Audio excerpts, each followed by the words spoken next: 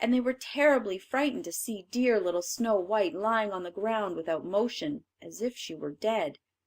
They lifted her up, and saw in a moment that her stays had been laced too tight.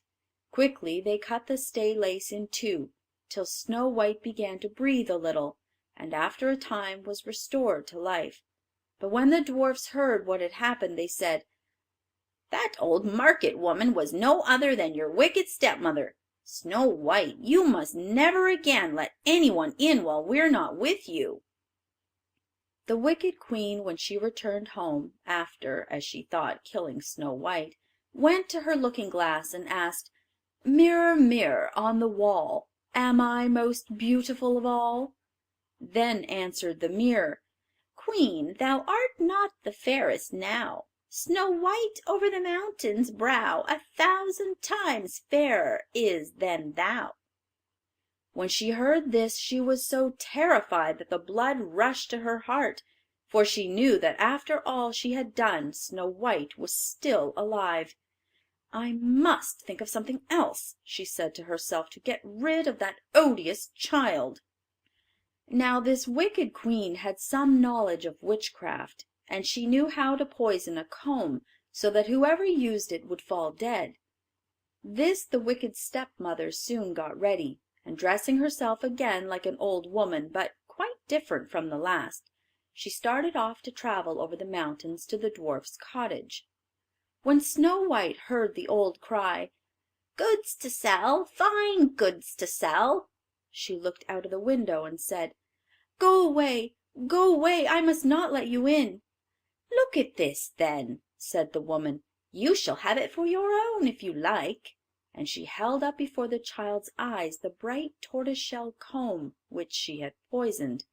Poor Snow White could not refuse such a present, so she opened the door and let the woman in, quite forgetting the advice of the dwarfs.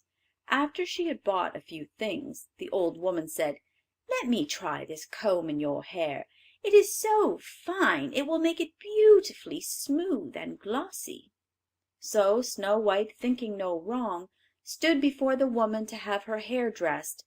But no sooner had the comb touched the roots of her hair than the poison took effect, and the maiden fell to the ground lifeless. "You paragon of beauty," said the wicked woman, "all has just happened as I expected."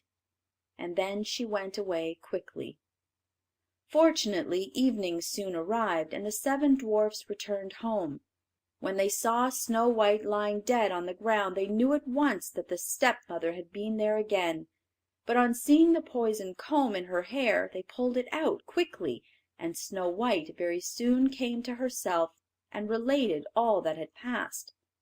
Again they warned her not to let anyone enter the house during their absence, and on no account to open the door; but Snow White was not clever enough to resist her clever, wicked stepmother, and she forgot to obey. The wicked queen felt sure now that she had really killed Snow White, so as soon as she returned home she went to her looking glass and inquired, "Mirror, mirror on the wall, who is most beautiful of all?" But the mirror replied, "Queen, thou art the fairest here, but not when Snow White is near. Over the mountain still is she, fairer 1,000 times than thee." As the looking glass thus replied, the queen trembled and quaked with rage.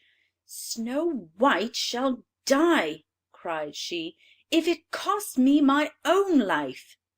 Then she went into a lonely, forbidden chamber, where no one was allowed to come, and poisoned a beautiful apple. Outwardly it looked ripe and tempting, of a pale green, with rosy cheeks, so that it made everyone's mouth water to look at it, but whoever ate even a small piece must die. As soon as this apple was ready, the wicked queen painted her face, disguised her hair, dressed herself as a farmer's wife, and went again over the mountains to the dwarf's cottage. When she knocked at the door, Snow White stretched her head out of the window and said, "I dare not let you in. The seven dwarfs have forbidden me." "But I'm all right," said the farmer's wife. "Stay, I will show you my apples. Are they not beautiful? Let me make you a present of one." "No, thank you," cried Snow white. "I dare not take it." "What!" cried the woman. "Are you afraid it is poisoned? Look here now, I will cut the apple in halves. You shall have the rosy cheeked side, and I will eat the other." The apple was so cleverly made that the red side alone was poisonous.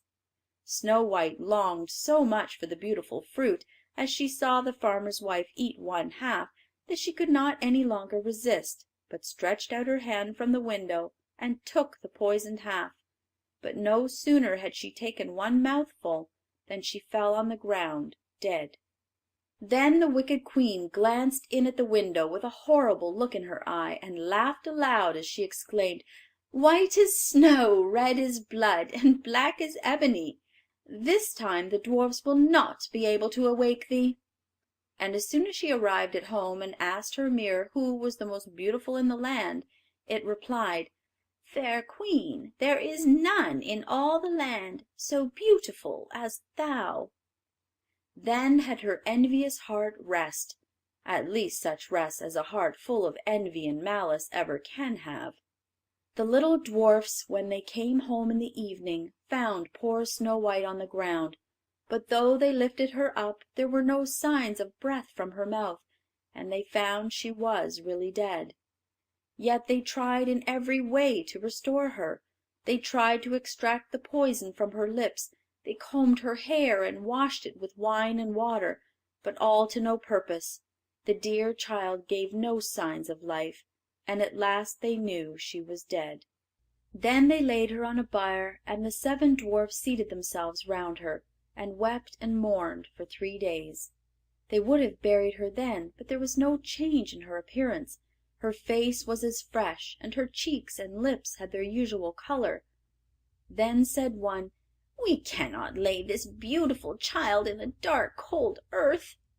So they agreed to have a coffin made entirely of glass, transparent all over, that they might watch for any signs of decay, and they wrote in letters of gold her name on the lid, and that she was the daughter of a king. The coffin was placed on the side of the mountain, and each of them watched it by turns, so that it was never left alone.